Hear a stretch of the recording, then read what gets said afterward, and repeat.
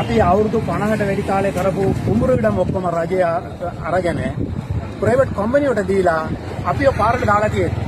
මේ දුක තමයි අපි හැම වෙලාවෙම පාරට ඇවිල්ලා ඉන්නේ. අවුරුදු මේ දවස් 78ක් හිටියා අපි කච්චරිය ගාව. කවුරුවත් කිසි දෙයක් බැලුවේ නැහැ. මේ ඉන්නේ ඩෙපිටි මිනිස්ටරෝ මේ කවුද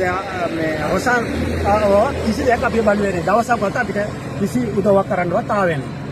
ඒගොල්ලෝගේ කාලේ ඉවරයි. ඒගොල්ලෝ ඡන්දය ගත්තා. ඒගොල්ලෝගේ දීර්ඝ කරගෙන ඉන්න විදියට ඒගොල්ලෝ යනවා. හැබැයි අපි කියන්නේ අන්තිම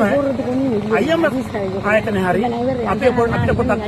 උදව්වක් දෙන්න කියලා මේ ජනාධිපතිතුමා හරි ගිහිල්ලා හම්බ වෙන්න ඒ උදව්වක් දෙන්න අපි අවුරුදු 50ට වැඩි කාලේ කරපු කුඹුරු ඉඩම අපි දැන් පාරේ ඉන්නේ අපිට තියෙන හරත් ටිකවත් මේචල් කරගන්න බෑ එළු ටිකවත් මේචල් කරගන්න බෑ ඔක්කොම ළමයි අතිකාරි ඔක්කොම වට කරලා නෙක් ගාලා තියෙනවා දැන් මිනිස්සු මේ හරක්කේ එළු ටිකම තමයි විකුණලා මේ ළමයිට දෙන්නේ ළමයි ඉස්කෝලේ යනවා අසනීපෙන් ඉන්නවා කිසි ආදායමක් නැතුව මේ මිනිස්සු පාරේ ඉන්නේ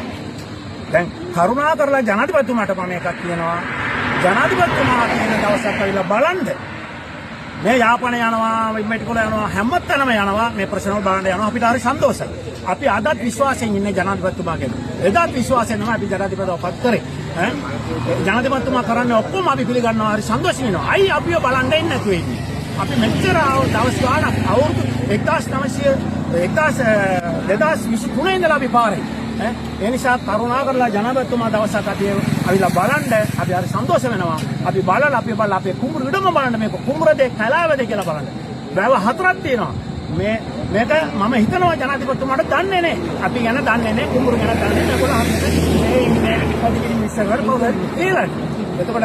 මම කියන්නේ දැන් අපේ ඉඩම ලබා දෙන්න ජනාධිපතිතුමා අපි ගොවියෝ මේ ගොවියෝ දැන් අපිට කිසි දෙයක් අවුරුදු දෙකක් නැහැ මේ ළමයින්ට හෝ අපි කන්න බොන්න කිසි දෙයක් නැතුව හිඟා ගන්න විදියට ඉන්නේ දැන් මොනවද උදව් කරලා තියෙන්නේ කියලා ජනාධිපතිතුමා අපට කල්පනා කරලා බලන්න කිසි උදව්වක් නැහැ මේ කුඹුරු කරපු කටියට කරුණාකරලා මේ අපේ ඉඩම ලබා දෙන ජනාධිපතිතුමා IMF ආයතනයෙන් මේ දැන් ඇවිල්ලා ඉන්නවා ලංකාවට සාහෙන්ට උදව් කරනවා ලංකාවට මේ පැත්තේ කරන උදව් වාගේ අපේ මේ ඉඩම් ටිකම අරන් දෙන්න IMF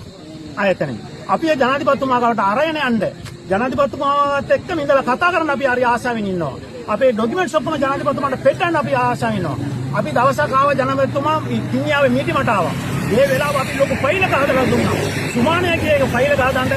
දුන්නා ඒ ෆයිල් එක ජනාධිපතිතුමාට හම්බුණාද දන්නේ කියලා අපි කල්පනා කරනවා ඒක හම්බුන්නේ වගේ ඒ ෆයිල් එක විතරක් ජනාධිපතිතුමා අතට හම්බුලා තිබ්බා නම් කවදාවත් ජනාධිපතිතුමා මේ ඉඩම දෙන්නේ නැහැ එයා දන්නේ නැහැ කියලා අපි කල්පනා කරනවා ඒ දුකින් තමයි ජනාධිපතිතුමා හම්බෙන්න යනවා